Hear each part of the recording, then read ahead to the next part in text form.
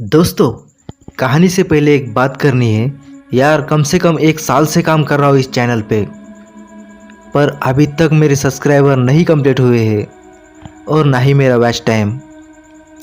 बहुत मेहनत की है यार। अगर आपने अभी तक इस चैनल को सब्सक्राइब नहीं किया है तो कर दो यार। नमस्कार दोस्तों, कैसे हैं आप? आशा करती हूँ आज की ये जो कहानी है आपको जरूर पसंद आएगी। बिना स्किप करे ये कहानी जरूर सुनिएगा। दोस्तों, ये कहानी एक सच्ची घटना पर आधारित है। कहीं मैंने सुना था कि आत्मा होती है और वह अपने आसपास मौजूद हो सकती है। हम विठलपुर गांव में रहने के लिए आए थे। ऐसे में यहाँ एक किराए के मकान में रहने वाले थे। पिताजी की नौकरी के लिए हमें हमेशा नई नई जगह पर जाकर रहने का मौका मिला। मेरे पिताजी शिक्षा विभाग में कार्यरत थे। नया गांव, नए लोगों को मिलने का अवसर मिलता। यह गांव भी बहुत बड़ा नहीं था। बीच में गांव और आजू बाजू सारे खेत थे। गांव हाईवे से कुछ 4 किलोमीटर की दूरी पर था।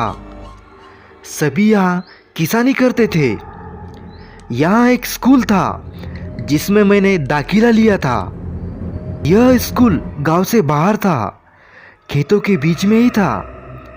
हम जब से इस गांव में रहने आए थे तब से भूतों के बारे में बात हमेशा से ही सुनी है, पर कभी देखा नहीं था। इसलिए हम भी उसको मजाक में ही सुन लेते थे। अब ठंड का मौसम चालू था। छोटा गांव होने से लोग जल्दी खा के सो जाते थे। कुछ लोग रात को आग जला कर रखते ताकि घर को गर्म रख सके। वैसे उस वक्त लोगों के पास टीवी के अलावा कोई दूसरा साधन नहीं था। वो अमावस की रात थी। हम भी जल्दी खा के सोने जा रहे थे, तभी बाहर शोर सुनाई दिया। लोग खेतों की तरफ भागने लगे। हम भी पीछे गए। तभी हमारा घर मालिक आया और बोला, बाबू, कोई गहरा संकट आने वाला है। तो पिताजी बोले, क्यों, क्या हुआ वहाँ? घर का मालिक बोला, बाबू, तुम पढ़े लिखे हो, नहीं समझ पाओगे, विश्वास नहीं होगा तुम्हें। तभी वहाँ रामकिशन आया। रामकिशन घर मालिक के खेतों पे काम करता था। वो आके बोला, पुजारी जी ने सपने में कुछ देखा और सारे गांव का चक्कर लगा रहा है। सारे गांव को मंत्रों से बांध दिया है उसने। मेरी तो नींद उड़ गई थी। क्या ऐसे भी हो सकता है? मतलब मंत्रों से गांव को बांधना सुनने में भी अजीब लगता है, लेकिन बाहर आकर देखा तो मन न मानते हुए भी यकीन करना पड़ा। देखा कि दूर खेतों में से जलती आग जा रही थी। सब लोग डरे हुए थे, न जाने कल क्या होने वाला था। हम सब वापस घर लौट आ गए, पर मन में एक ही सवाल था कि ऐसा क्या हुआ कि पुजारी को ऐसे करना पड़ा। सुबह सब मंदिर गए तो मैं भी गया। मंदिर के दरवाजे पे देखा कि पुजारी के पास लोग बैठे हैं। पुजारी से बार बार पूछे जाने पर पुजारी एक ही शब्द कह रहे थे, स्कूल स्कूल स्कूल। इसका क्या मतलब है? यही सवाल था सबको। अभी लग रहा था कि पुजारी नहीं बचेगा। डॉक्टर को बुलाने गया था कोई, पर तब तक देर हो चुकी थी। पुजारी नहीं रहा। उसका कोई सगा तो था नहीं, इसलिए कोई उसको देखने आने वाला भी नहीं था। तो सबने मिलके उसका आखिरी संस्कार भी कर दिया। उसका क्रियाक्रम करके सब वापस घर पहुँचे तो शाम हो चुकी थी। सबको एक ही सवाल खाए जा रहा था कि स्कूल का क्या मतलब है जो पुजारी बोल रहा था। ये जो पुजारी था काफ़ी ज्ञानी था। लोगों की बीमारियां जड़ी बूटी से ठीक करता था। कुछ एक लोगों के तो भूत भी भगाए थे, ऐसा सुना था। इसीलिए पुजारी की बात सब मन पे ले रहे थे। उसने जो किया था गांव के भले के लिए था। दिन बीतते गए और पुरानी बातें भूल सब अपने काम में लग गए। गर्मी के दिन थे। शाम को स्कूल में साहब लोगों की पार्टी थी। मेरे पिताजी भी जाने वाले थे। मैं उनके साथ गया था, ड्राइवर बनके। हाँ, पिताजी को बाइक चलानी नहीं आती थी, तो कहीं जाना होता तो मुझे साथ ले जाते। रात बहुत हो चुकी थी। हम सब खाना खा के वहाँ से निकले। चलते चलते किसी ने पुजारी की बात छेड़ दी। सबने उसको हंस के टालते हुए और खाने की तारीफ करते अपने घरों की ओर चल दिए। सुबह जल्दी उठना था स्कूल के लिए, सो मैं भी जल्दी सो गया। सुबह उठे तो और हल्ला था। कल जिसने हम सब के लिए खाना बनाया वो आदमी रात को अपने सामान के साथ स्कूल में सो गया था। वो मर गया। हमको लगा कि स्कूल में होगा, पर उसकी लाश उसके घर के छत पे मिली। वो वहाँ कैसे पहुँचा पता नहीं। पुलिस आई, खोजबीन करने के बाद सब चले गए। इधर स्कूल के मेन गेट के नीचे वाली सीढ़ियों पे खून से लकीर खींची हुई थी। किसी ने जानबूझ के किया होगा, ऐसा सब बोल रहे थे। पर वो खाना बनाने वाला कैसे मरा, ये बात इतने साल बीत जाने के बाद भी अभी भी राजी है। इस बात को साल बीत गया।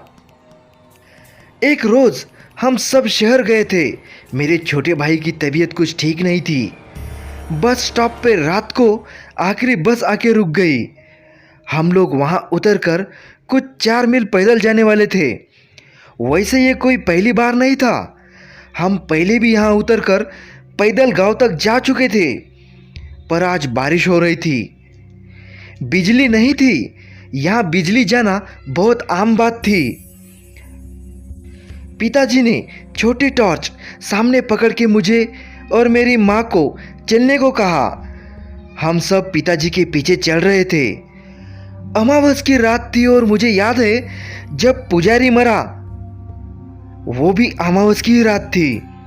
कहते हैं कि अगर अमावस की रात और रात की कुछ घड़ियों का बहुत गहरा संबंध होता है। इसी में भूत पिशाच बहुत ताकतवर होते हैं। अपनी अधूरी इच्छा को पूर्ण करने वो निकल जाते हैं और उनके रास्ते में जो आड़े आता है उनको वो नुकसान पहुंचाते हैं। लेकिन ये सब बातें सुनी सुनाई है। मेरी दादी भी ऐसे ही हम सबको कहानियों में सुनाती थी। तो अंधेरे में रास्ता निकालते हम आगे बढ़ रहे थे। रास्ता कीचड़ से भरा था। शायद रास्ते का काम चालू था। स्कूल आते ही पिताजी चौंक गए। माँ ने पूछा, क्या हुआ? पिताजी धीरे से बोले, वो देख, आवाज मत कर। देखा कि एक सफेद कपड़े में लिपटी हुई किसी की रूह थी। वो जमीन के ऊपर जैसे तैर रहा था। पैर नहीं दिख रहे थे। जैसे वो हमारे पास आया, उसको देख के ही मेरे होश ही उड़ गए। उसका चेहरा इतना भयानक था कि सांसें अटक गई मेरी। माँ पिताजी साथ में थे, इसलिए शायद मैं होश में था, वरना मैं तो मर ही गया था। लगा कि हम सब अब मरने वाले हैं। पिताजी माँ भगवान का नाम ले रहे थे। छोटा भाई रो रहा था और मैं भी। कुछ समझ में नहीं आ रहा था। हम आगे जाने की कोशिश कर रहे थे कि यहाँ से जैसे तैसे भाग जाए, पर जा नहीं पा रहे थे। पता नहीं हमको क्या हो गया था। हम सब चीख रहे थे, पर उस अंधेरे में हमारी सुनने वाला कोई नहीं था। आगे जैसे मौत दिख रही थी। थोड़ी देर में हमारी चीख भी निकलना बंद हो गई। अचानक सब शांत हो गया था और बिजली आ गई। रास्ते की बत्तियां जल चुकी थी। हम सबकी जान में जान आ गई। शायद भगवान ने हमारी सुन ली थी। वैसे ही वो आत्मा स्कूल के तरफ चली गई। हमने भगवान का शुक्रिया किया और वहां से गांव की तरफ चल दिए। गांव में पहुंचते ही सारी हकीकत घर मालक को बताई। लोग भी जमा हुए थे। शायद हमारी मौत नहीं आई थी, इसलिए हम सब बच गए थे। भूतों के बारे में कोई बताए तो सब उन पे हंसते हैं, यकीन कोई नहीं करता। वैसे ही हाल आज हमारा हो रहा था।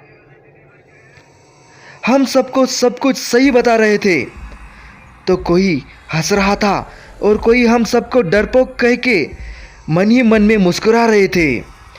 लेकिन जो हमारे साथ हुआ ये हम ही जानते हैं। अगले ही साल मेरे पिताजी का वहाँ से तबादला हुआ। पास के शहर में हम सब ने सामान बांधना चालू किया। मेरे सारे पुराने दोस्त मुझे अलविदा कहने आए थे। रोते हुए मैंने सबको अलविदा कहा और सामान से भरी गाड़ी वहाँ से निकली। हम सब ने उस स्कूल को आखिरी बार गाड़ी से ही देखा और उस जगह को जहाँ हमारे साथ वो घटना हुई थी। हम सब ने अपनी आंखों से मौत को करीब से देखा था। वो रात हम जब भी याद करते हैं तो हमारे रोंगटे खड़े हो जाते हैं।